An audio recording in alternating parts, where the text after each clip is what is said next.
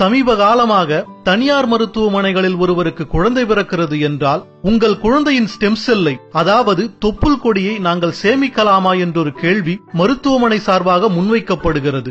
அப்படி தொப்புள் கொடியை சேமிக்க அவர்கள் வசூலிக்கும் தொகை சில லட்சங்கள் வரை தொடுகிறது. தொப்புள் கொடியை எதற்காக இவ்வளவு செலவு செய்து சேமிக்க வேண்டும் என்றால், குழந்தை வளர்ந்து பெரியவர்களான பிறகு அவர்களுக்கு கேன்சர் போன்ற குணப்படுத்த முடியாத நோய்கள் வந்தால் இந்த தொப்புள் கொடியில் உள்ள செல்களை வைத்து எந்த நோயை வேண்டுமானாலும் குணப்படுத்தி விடலாம் என்று மருத்துவர்கள் கூறுகின்றனர். பல்லாயிரம் ஆண்டுகளுக்கு முன்னரே பைசா செலவில்லாமல் நம் முன்னோர்கள் ஒரு சின்ன தாயத்து மூலமாக இந்த ஸ்டெம் செல் வைத்தியத்தை செய்து வந்தனர் என்றால் நம்புவீர்களா? வாருங்கள், அது எப்படி என்று பார்ப்போம்.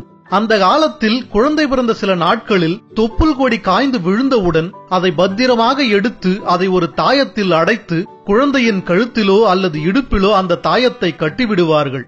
அல்லது குழந்தை பிறந்தவுடன் தொப்புள் கொடியை அறுத்து அதை நன்கு பிழிந்து சில நாட்கள் நன்றாக காய வைத்து அதை நன்கு அரைத்து பொடியாக்கி பின்பு அந்த பொடியை ஒரு தாயத்தில் அடைத்து அதை இடுப்பிலோ அல்லது கழுத்திலோ கட்டிவிடுவார்கள். பிற்காலத்தில் அந்த குழந்தை வளர்ந்து பெரியவரானதும் ஏதேனும் கொடிய நோய் தாக்கினால் வைத்தியர்கள் அந்த தாயத்தில் உள்ள தொப்புள் கொடி பவுடரை எடுத்து அதை நீரிலோ அல்லது பாலிலோ கலந்து கொடுப்பார்கள். சில நாட்களில் நோயும் பறந்து போகும். இன்றளவும் இந்த தொப்புள் கொடி தாயத்து பழக்கம் சில வீடுகளில் உண்டு. ஆனால் பெரும்பாலான வீடுகளில் இந்த பழக்கம் தற்போது இல்லை என்பதுதான் வருத்தம்.